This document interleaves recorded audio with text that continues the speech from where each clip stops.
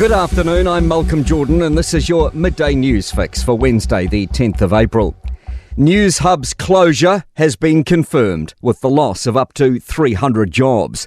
The closure includes the Newshub website. Warner Brothers Discovery has told staff there is no deal at this stage with any third parties to provide a news service for Three.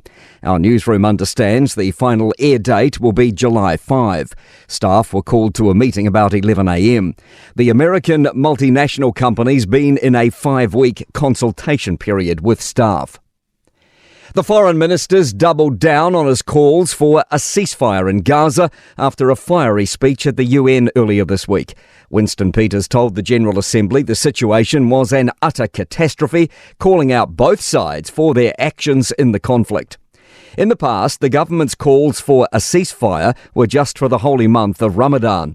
But speaking to media from New York this morning, Peters says that's now become a permanent ceasefire call. The reality is it's the only rational, sane, logical thing to be asking for, and has been for a long time.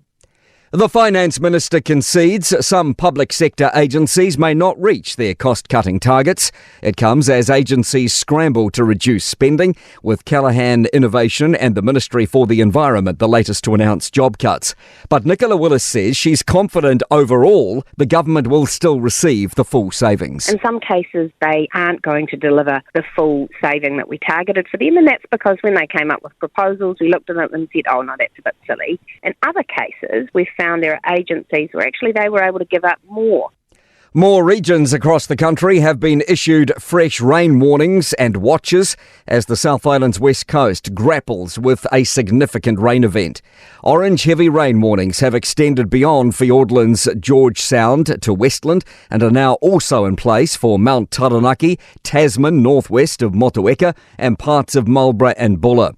Stormy conditions have caused a power outage to Haast residents south of Hannah's Clearing. West Coast Emergency Management says they could have several days without power, with slips hindering repair attempts. State Highway 6 is also closed from Haast to Franz Joseph due to slips. A systematic approach is needed to figure out how to help people live healthier, not just longer lives.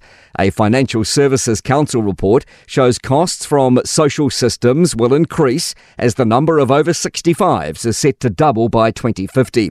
CEO Richard Clippen says we can't just focus on increased life expectancy, we need to focus on the quality of that life. Both money and staffing issues appear to be behind a new surgical centre sitting empty at Auckland's North Shore Hospital. It was originally set to open this month, but is now slated to begin a phased opening from mid-year. Health New Zealand says when it took over, it was unclear if it'd be ready, so they opted to continuing delivering planned care elsewhere to ensure they meet targets. To sport, the opening 2 Champions League football quarter-final ties remain tight after the first legs. Real Madrid and Manchester City drew 3-3, while Arsenal were level 2-2 with Bayern Munich. Swimmer Hazel Hourhand has set a new record in the 50 metres butterfly at the National Championships in Hastings. She's clocked 25.88 seconds. I'm Malcolm Jordan. That's your latest news fix. We'll be back with the next update at 5 p.m. from the Newstalk ZB newsroom.